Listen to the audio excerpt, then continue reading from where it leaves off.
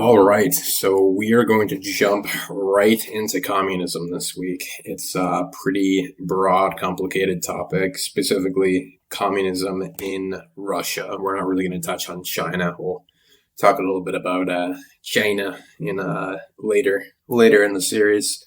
It's not important, but yeah, good. Since we're here in this 1917 and forward, since we're going to be post World War II. It's really going to be about Russia and the Soviet Union.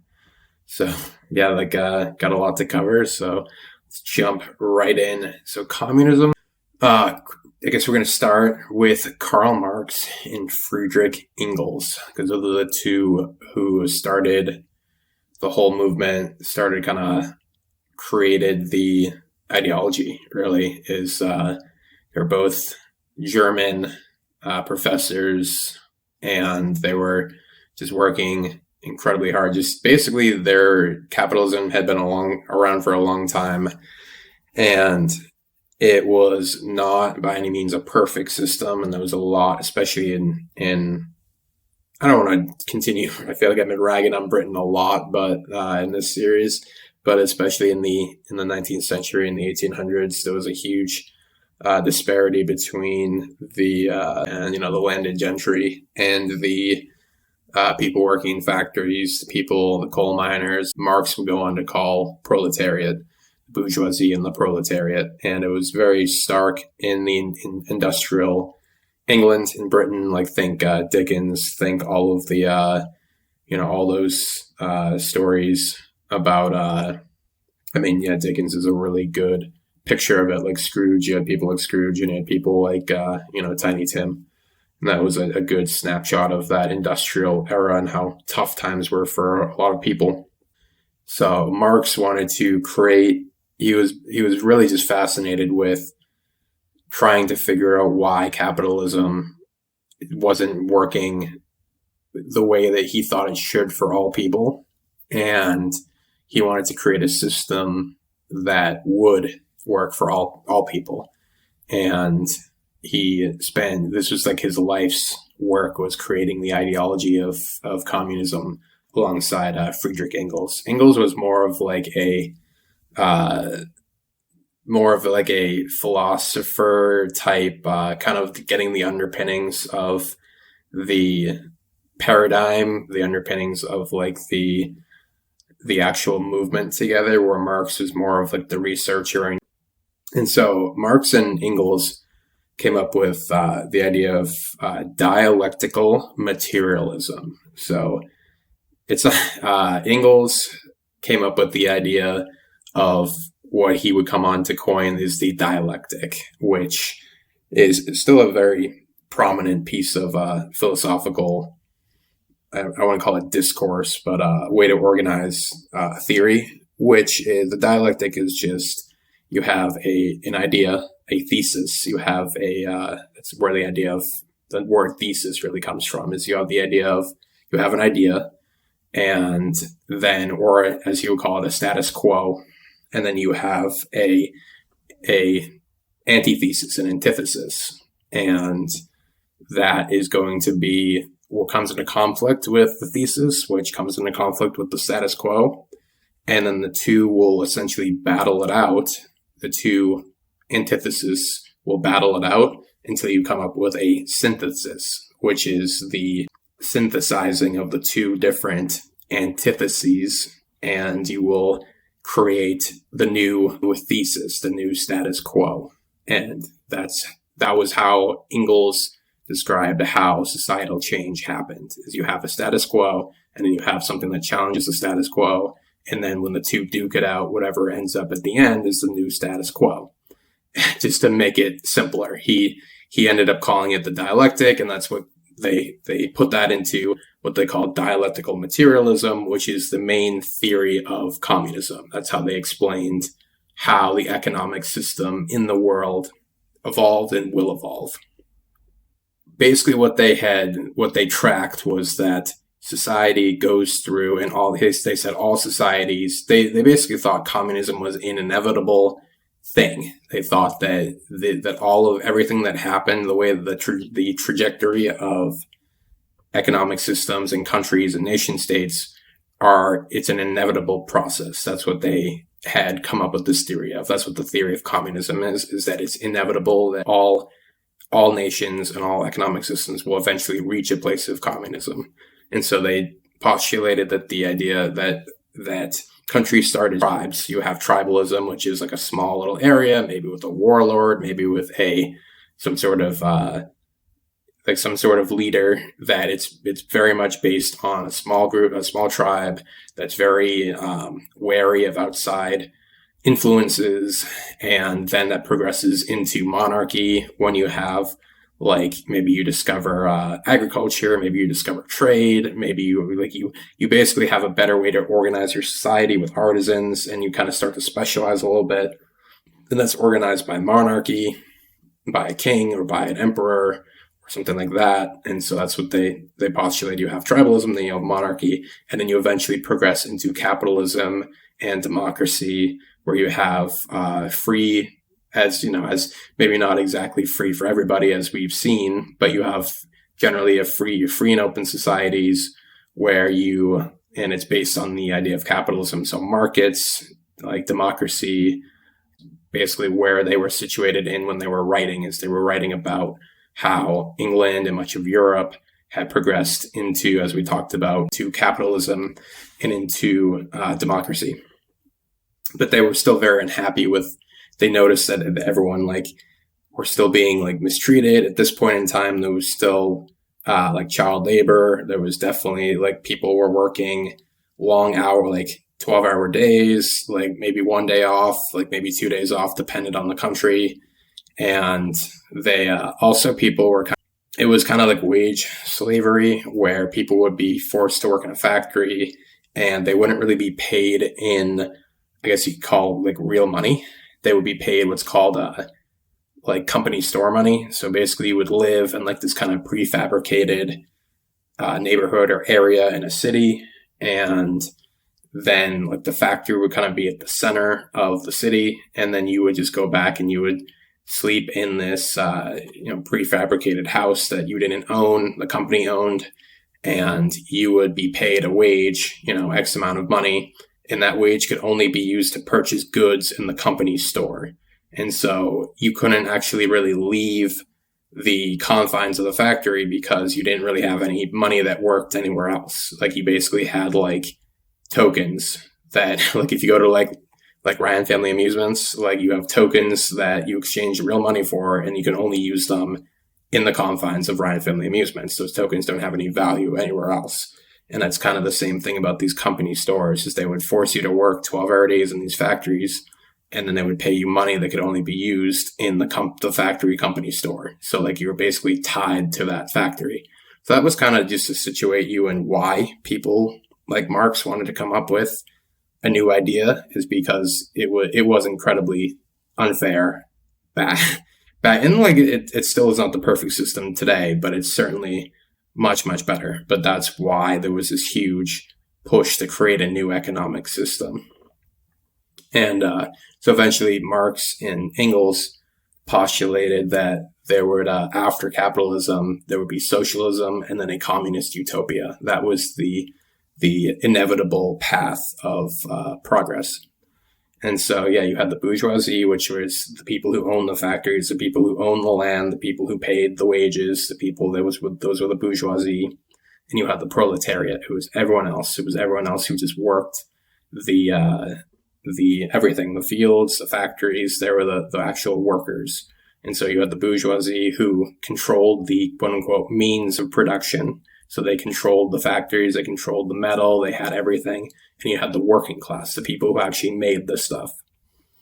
And so basically what the theory of communism purports is that as a capitalist culture matures, the middle class shrinks.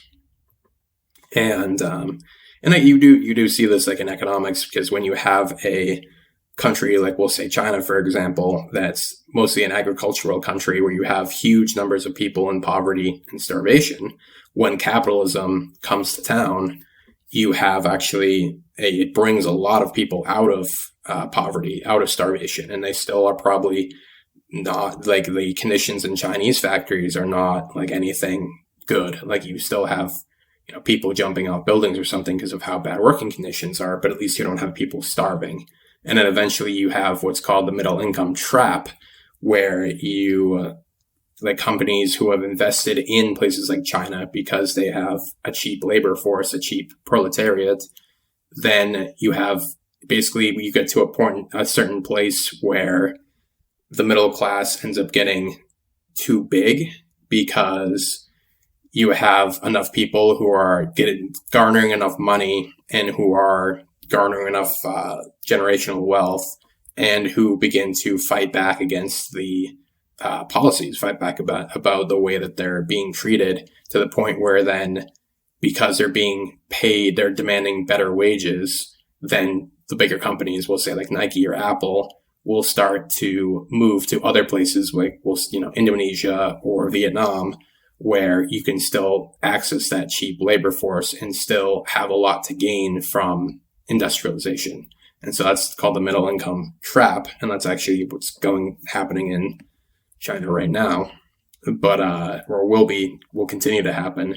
And so eventually, once you get out of that, you get into what's called a post-industrial society. And that's where the United States and much of Europe is, where the things that you manufacture are generally not tangible goods. They're intellectual property, they're luxury goods, the know-how or the R&D, you have stuff like that's what you're generally creating value and making money on. And eventually, when you get to a place like that, as Marx postulated, the middle class will shrink, where you have the people who are really making all the money and the people who are really making no money. And so eventually the middle class will continue to shrink, and the number of bourgeoisie gets smaller, because you basically just have people who are hoarding all the wealth at the top, and the number of proletariat get larger and larger, and as he postulated, more angry. And eventually, basically, the theory of communism says that eventually, when there's sufficient butthurt among the proletariat, when enough people get angry, they will rise up and they'll overthrow the capitalist system and create what he called a dictatorship of the proletariat. So eventually, when people get angry enough, they violently rebel against the bourgeoisie and create a dictatorship of the proletariat and institute socialism. And this is where the theory of communism kind of goes off the rails, because everything else before that, he was kind of using good sources and, actually just looking at the actual things that were happening at that day. He was actually able to use economic theory to really chart a path of, yes, this actually happens. As I said, the middle income trap actually happens. Those are things that you can easily map out. And then his conclusion, basically his thesis, was that eventually you get to a place where you have a socialist revolution. You have a dictatorship of the proletariat. And this is kind of where everything goes off the rails, because he's not able to really properly articulate what that looks like. Because now you basically just mapped out the problem, and now you have to postulate the solution. I guess postulate is going to be the word of the week. As I said, I don't know what the word of the week is going to be every week. It's just last week it was for all intents and purposes. This week it's postulates. I guess that's what we're going with. So this is where he's already identified the problems of capitalism, and he's shown the progression of what he wants to have happen or what he thinks will happen. But now the issue is now that you finally get here, we don't really know what to do. And that's the issue, as we'll see, that happened in Russia, and kind of is the downfall of communism as an ideology every time it's been tried, is there isn't a clear-cut blueprint for what that looks like or how to do it effectively. So the 1917 revolution in Russia was the first attempt, the first experiment of communism, which was in Russia. And interestingly enough, Marx did not think that it would happen in Russia. He thought that Russia was far too backwater. He thought that Russia was not ready for socialism or communism. Like I said, he thought that a country had to go through its natural progression of tribalism, monarchy, capitalism, and democracy, and then eventually progress into socialism. And Russia was still a monarchy. So in his opinion, it wasn't ready for socialism. He was looking more at the United States, at France, at England. He was looking at a country that was industrialized, that he was kind of waiting for them to go through the phase to the point where they would then become communists. That's what he really thought was going to happen. And instead, what ended up happening was, obviously you had Tsar Nicholas, who's not really well liked by the people. He's kind of seen as a little bit like weak. He's seen as his son has hemophilia from, basically just the Habsburgs and everyone kind of intermarrying for years and years. So the genes aren't really properly, diversified, frankly. They've been intermarrying for years. And so you have his son has hemophilia. He's weak. His heir, his wife may or may not have been seduced by Rasputin, who was like this kind of crazy religious figure during that time. So like there was just like all this rumor mongering going on. They're continuing to live like this crazy lavish lifestyle while most of Russia is literally starving, fighting a war, World War I, for, like, as I said, basically shitty reasons. Like they went to the aid of Serbia, and that was like the only reason. And so the communism is becoming extremely popular. Started kind of the main figures who started a lot of this were Vladimir Lenin, Leon Trotsky, Joseph Stalin are the three we're really going to focus on. And they all actually got at like kind of early on, early 1900s, arrested, sent to Siberia, exiled, kind of sent away from Russia for rabble rousing, essentially for trying to push forward this communist revolution. And so all three are in exile when the actual rebellion begins, the revolution. And Lenin's actually in Germany. And if you remember, Germany at war with Russia, they hear about this revolution that's happens. They know that Lenin is like a very smart, very, well-connected part of the Bolshevik party. And so they actually put him on a train back to Russia when they hear about the revolution, in the hope that he can go to Russia and take Russia out of the war. They want him to keep this revolution going. And that's exactly what he does. But it's just funny that Germany shrewdly is like, get this man on a train. And so in the wake, basically the revolution does take Russia out of the war. The Bolsheviks end up taking control. They kind of do a purge. They murder a whole bunch of. It was a kind of a civil war between the Reds and the Whites, as they call them. Reds being the Bolsheviks, the Whites being the landed gentry and the aristocracy. And the Reds win. And in the wake of the end of World War I, they try to establish a quote unquote dictatorship of the proletariat, and they don't really know what that means. And they basically they know what they believe in. Like the Bolsheviks did have a very specific code of like what they wanted to have happen.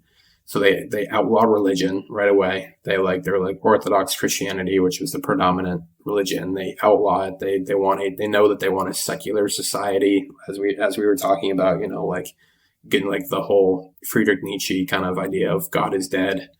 Rationalism is here to stay. Like it's almost also like we don't need God. Like God has allowed these monarchs to rule by like divine right, quote unquote, for years. And so we are now going to rule according to the rationality of man.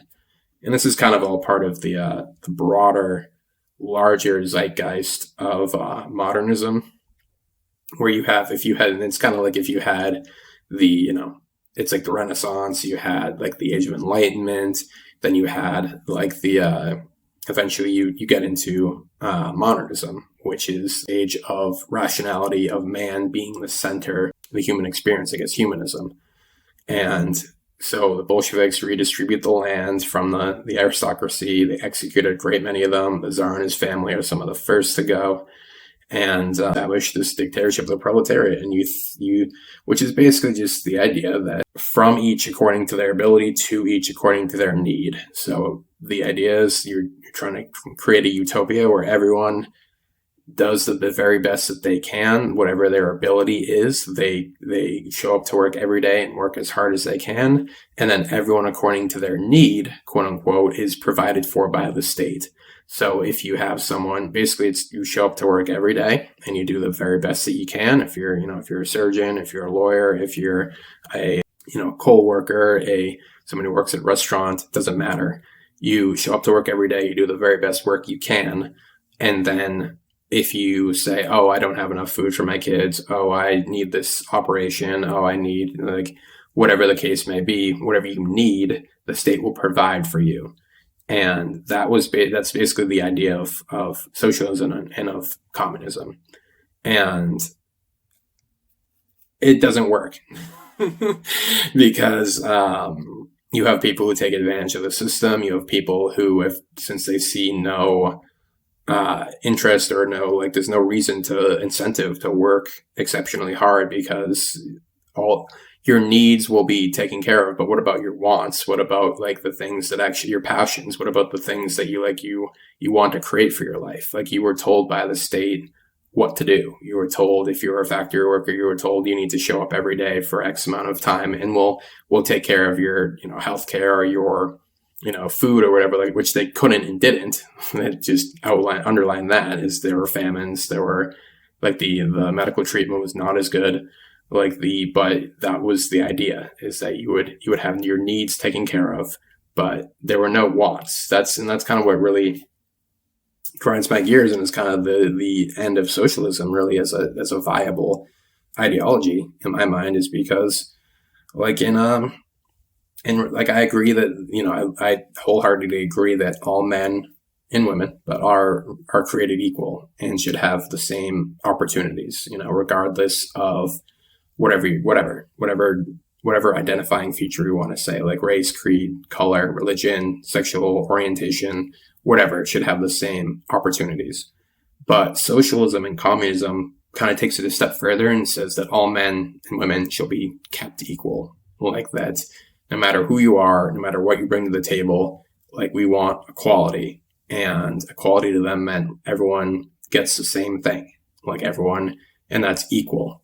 And maybe that's on the surface equal is kind of the world you want to live in. It's kind of like if everyone can go on vacation, no one can go on vacation. It's a want, not a need. And so if you're living in a country that's ability based on need, no one needs to go on vacation. The state's not going to give you money to go on vacation. It's about the collective. And if the collective decides they want to win an arms race with the United States, then that's what they're going to do. They're not going to give you money to go on vacation. And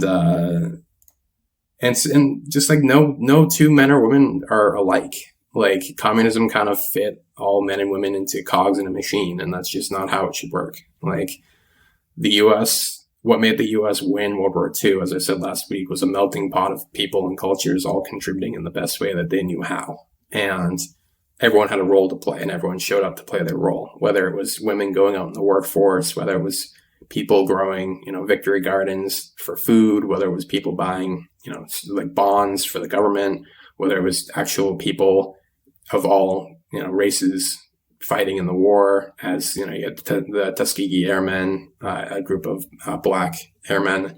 You had the countless people of every race, storming the beaches in Normandy. You had the Jewish scientists, Einstein and Oppenheimer. Everyone played their role, and they all maximized their potential. It wasn't like you had the state saying we need to do this, and then just they grabbed the random person and they were okay, he's going to do that, he's going to do that, he's going to do that. It's a free, open, capitalist society.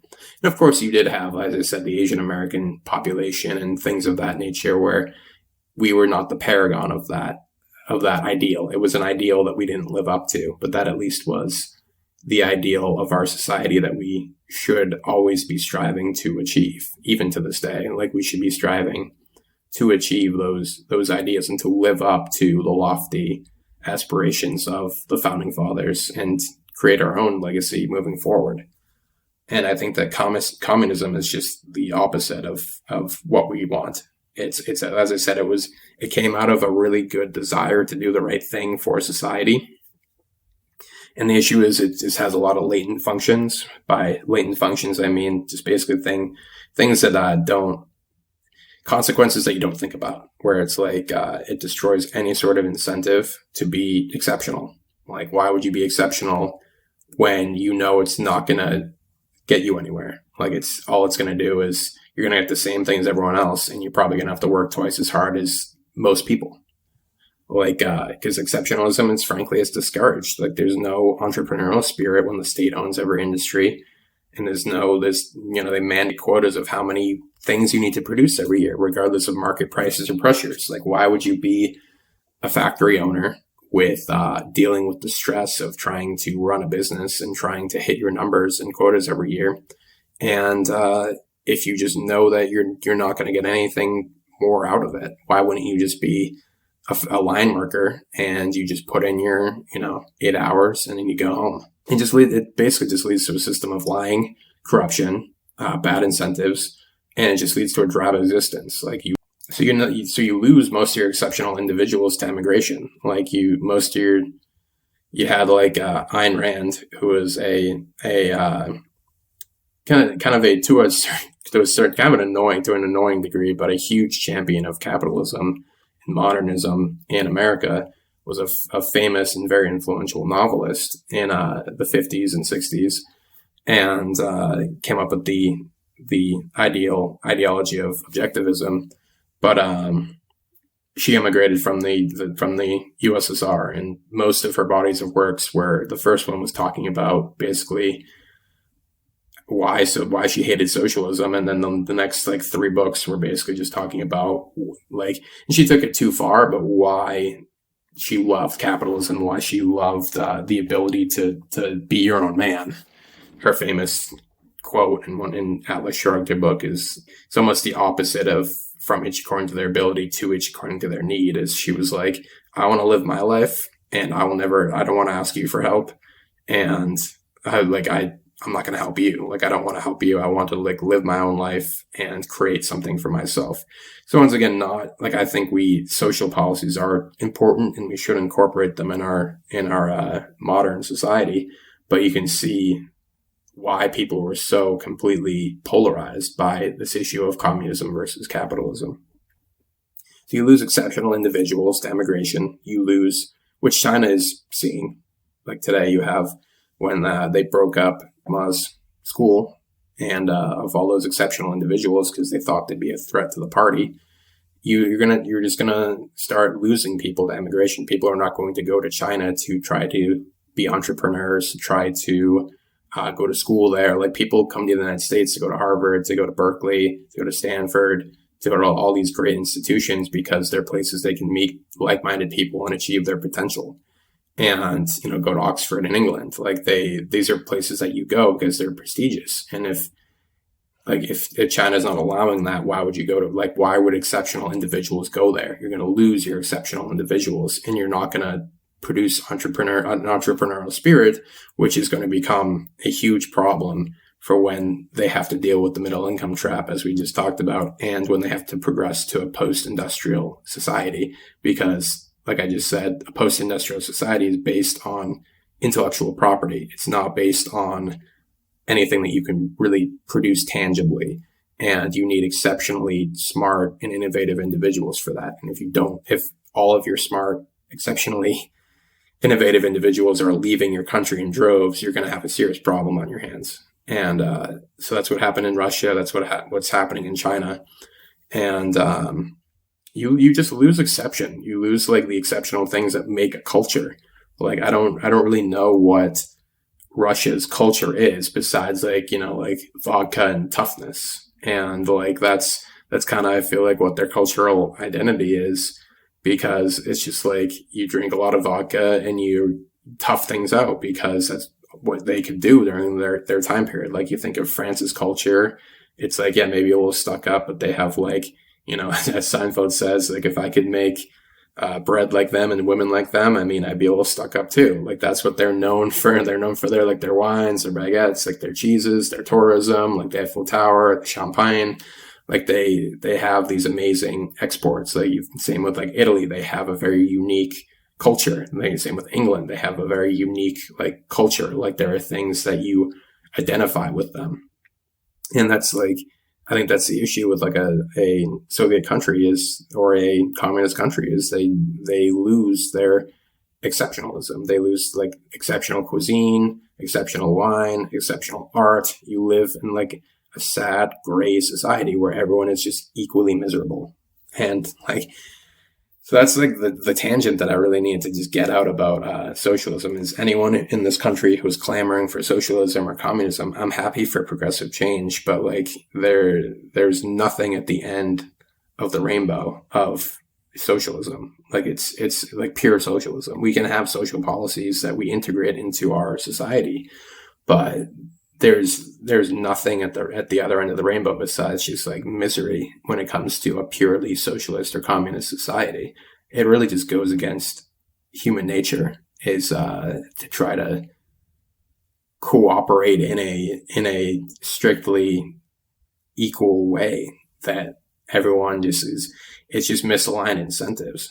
And so in the wake of World War One, with the dictatorship of the proletariat, there are really, so during this period, even before, kind of in the early 1900s, is really when it started, like 1902, there were two warring factions within the socialist movement. So there's the Bolsheviks, which I'm sure a lot of you I've already mentioned them, but I'm sure a lot of you are pretty familiar with them, led by Lenin.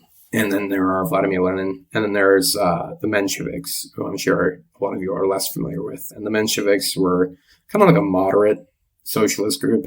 They're kind of like a Bernie Sanders type socialist group who they wanted like gradual change and they wanted to work within the confines of a democratic society. So kind of like how Germany had the Weimar Republic after the monarchy. The Mensheviks were very much in that camp. They wanted to move to like a democratic society and they wanted to get rid of the monarchy, replace it with a social progressive democracy that would slowly begin to implement the policies of socialism. And honestly, the Mensheviks probably would have been a little bit more successful in my opinion, but just because I think that they would have become a very progressive democracy and then would have stopped short of communism. It's kind of like what China is today. They're definitely erring way too, as we just talked about, way too far into a dictatorship. But it's kind of like a mishmash of they call themselves communists, but they're really not. They're a capitalist country. They're a capitalist country with a dictatorship. That's what they are. They're a totalitarian government with a capitalist economy. Is really when they call themselves communists. That's really all they are. Which I think is probably what the Mensheviks would have been, where they would be more closely aligned to the actual theory of Marxism, which I said laid out the ideas of tribalism, monarchy, capitalism, socialism, communist utopia. And the thing about the Mensheviks, which also I think was incredibly smart of them, is they were really dedicated and interested to the idea of what they called the Comintern, which is a great segue into what I said we were going to talk about, which is multilateral institutions. So a multilateral institution it's an institution formed by a government, but it's funded by more than one government. So like the U.S. is really good at setting up and funding a lot of multilateral institutions in the wake of World War II. And so like to give you an idea, like the United Nations is a multilateral institution. The World Bank, the IMF, NATO, these are all examples of multilateral institutions. And so they're basically just these organizations the UN, the World Bank, IMF, etc. They were set up by the US, but it includes funding and cooperation of the world at large. And these institutions are what buttress the Pax Americana to this day. They're what we basically lead them, but their funding and their cooperation comes from the world at large. And so the Mensheviks really wanted, and by extension the USSR really wanted to do this, and they knew of this idea early on, and as early on as the Americans, or even before the Americans, and they wanted to set up these multilateral institutions. Like prior to the 1917 revolutions, they wanted to set up this Comintern, which is basically they want to spark a global communist revolution. And the Mensheviks and the Bolsheviks had a falling out because they really couldn't come to terms over whether the revolution should be gradual or violent. Like I said, the Mensheviks wanted to overthrow the monarchy. They wanted to create a democracy. And then they wanted to slowly institute social change to the point where they could then essentially wait for the other countries to get sufficiently butthurt, as we said, the proletariat of the other countries. And then all at the same time, we would have a global communist revolution. And the Bolsheviks were not about that. The Bolsheviks were like, things are bullshit here in this country. And we want to create social and violent change now, and then we'll worry about the world afterwards. That was what the Bolsheviks wanted. And so Leon Trotsky, who was a prominent figure in the Russian Revolution, he's probably the most level-headed of all the figures at this time. He was trying to unite the two factions, in the Bolsheviks and the Mensheviks. He eventually kind of gave up and left both parties, both the Mensheviks and Bolsheviks. He was just kind of like an independent, but he was a true idealist and wanted to achieve like the lofty goal of communist utopia. Like he really wanted to achieve what Marx had laid out and what he wanted. He wanted like a true utopia, like on Earth. He wanted to set up the multilateral institutions such as the Comintern. He became obsessed with that idea of the Comintern, of the setting up communist parties in every country in the world and then having a united communist revolution. So basically he wanted like a United Nations for the communist nations of the world. And he wanted a communist revolution to occur all at the same time.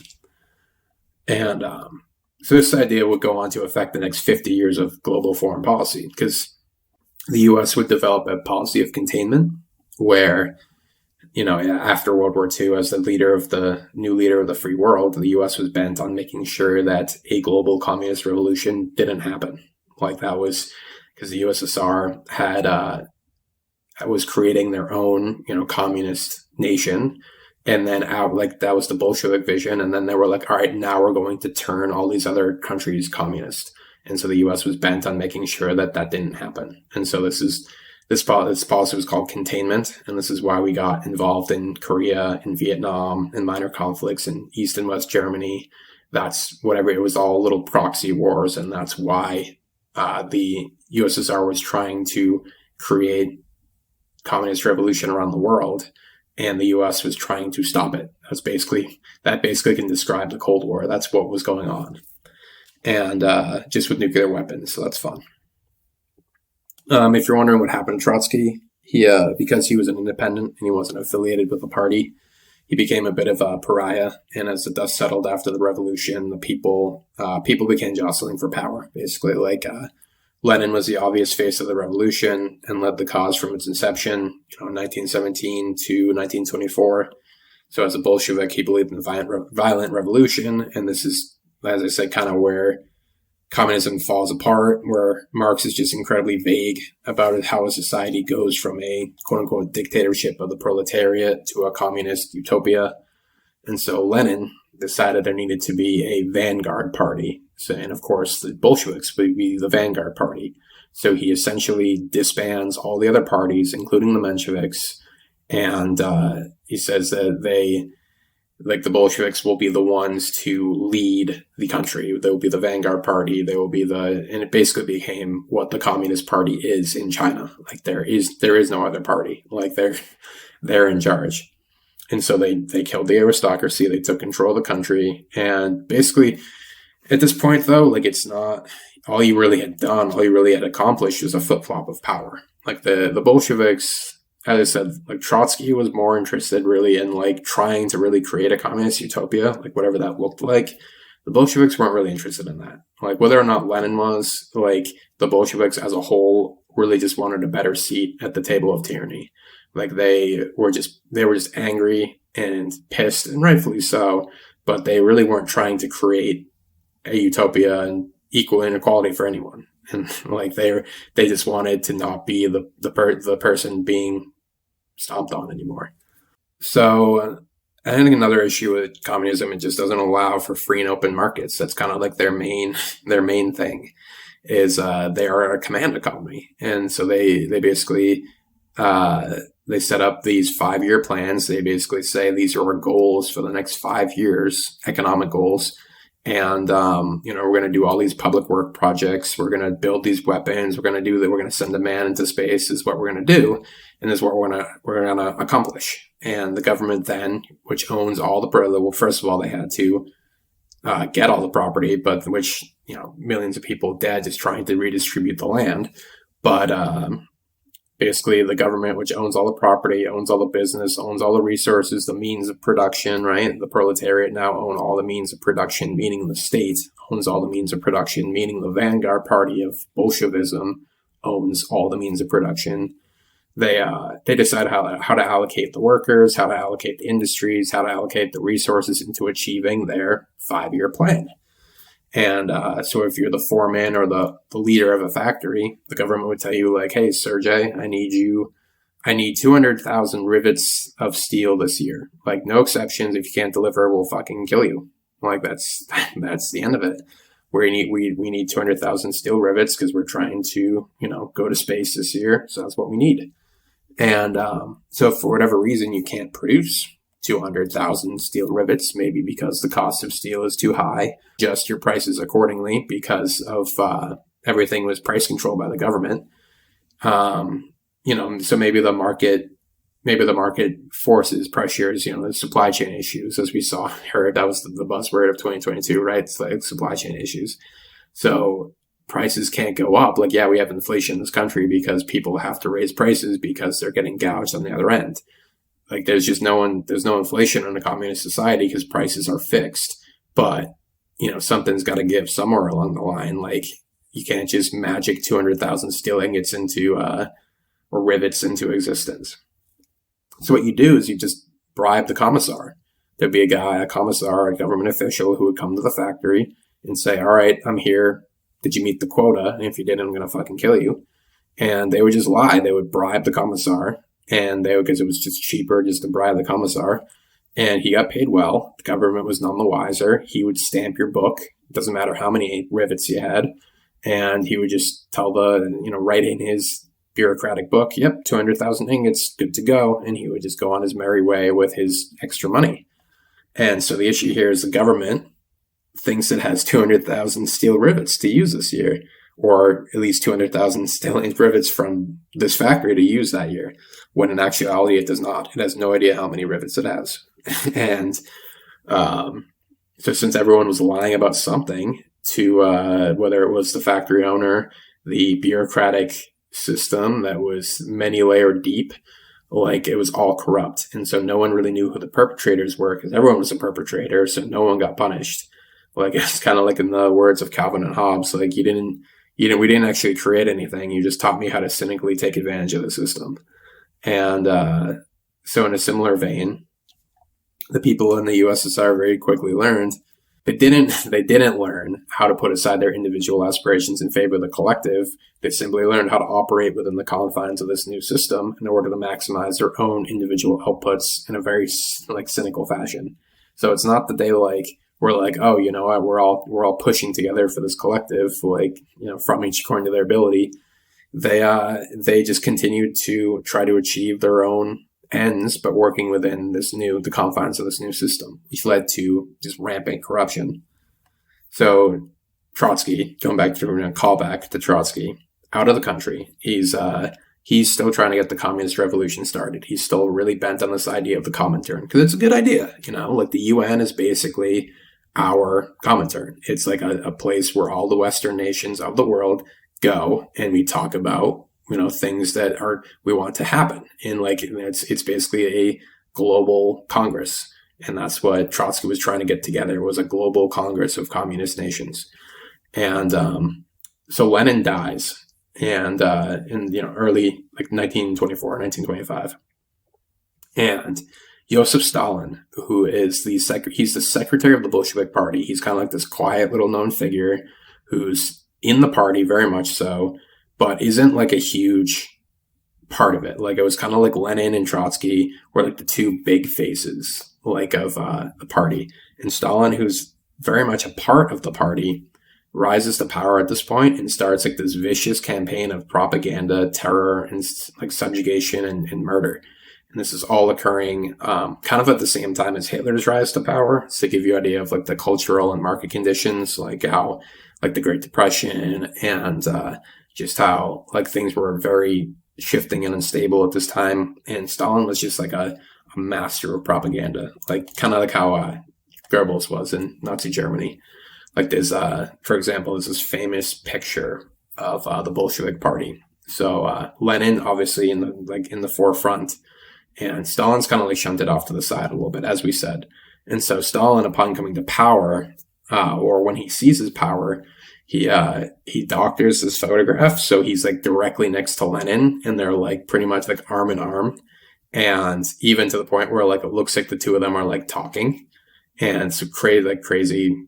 Like cool piece of like Photoshop before Photoshop really even existed. And then he mass produced this photo to make it look like he was Lenin's obvious heir apparent. Like no one had like social media back then. No one knew like what was going on in the party. And so he basically kills off his competition and then releases this picture to the masses. And he's like, yeah, like Lenin wanted me to be the leader. And, Stalin could give a shit about creating a communist utopia. All he cared about was ultimate power and control, and all the Bolsheviks and Communist Party were just the vehicle to his goal. And he pretty much was as bad as Hitler, and like I don't even mean to say like not as systematic. I guess it wasn't necessarily like genocide, and it wasn't about like racial purity or anything.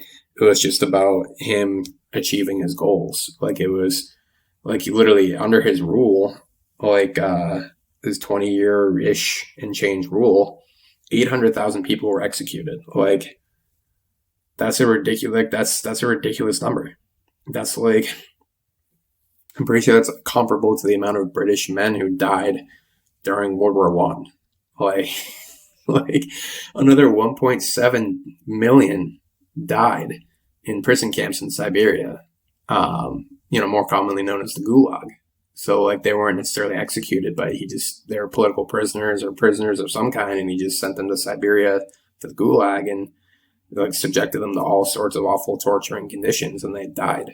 And then another 400,000 died due to forced deportation, like when he seized people's land and property and industries and land. And then another roughly 5 million people died during the famine during his rule, thanks to the policies we talked about earlier. Because like when a government gives you a quota, let's say of grain, and demands you achieve it under the pain, upon pain of death, and you bribe an official to save your own life, the government ends up with a fake number of the amount of grain that they have. And they can't allocate it effectively over their huge population, and you end up with not enough food for the winter, and it results in the literal starvation of millions of people. And there's no recourse. Like if the government says they're going to take care of you and they can't take care of you, there's no recourse. Like that's it. So roughly 5 million people died due to famine during his 20-year reign. So I guess just to say, this is why I don't like communism. It's an interesting theory and thought experiment. And as a juxtaposition of pure capitalism, like pure like crony capitalism or pure like unadulterated capitalism, it has the ability to do a lot of good in like showing the areas where capitalism is like equally cold and unfeeling. Like if you were like we talked about, like in coal industrial Britain, where you have a lot of like the factory store, like that's completely fucked. Like if you have like it's basically just wage slavery. It's slavery with extra steps is all it is. Like it's not allowing for any sort of social mobility. It's not a free and open society, and it's equally bad. And so is communism good to juxtapose against this type of capitalism? Yes.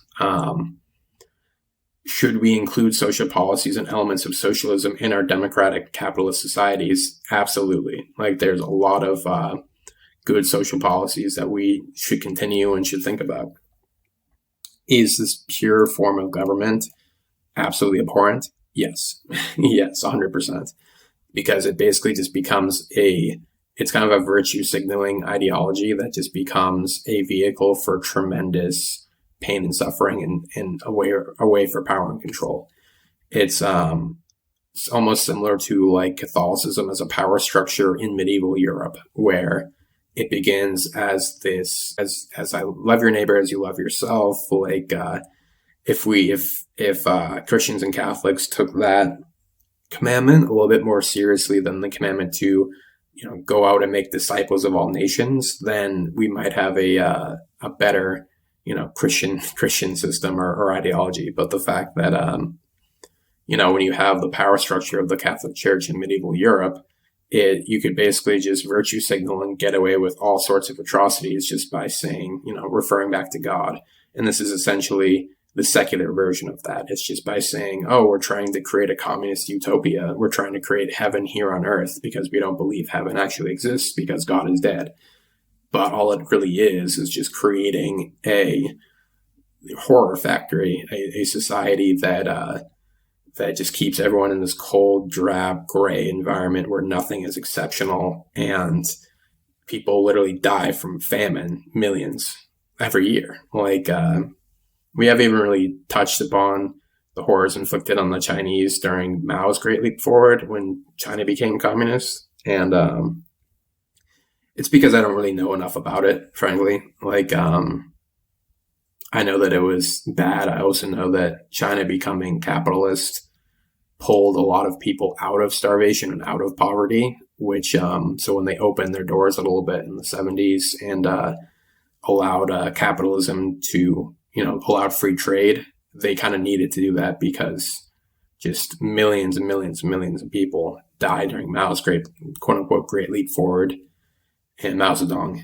And so yeah, all in all, not a system that I would ever really advocate for. And so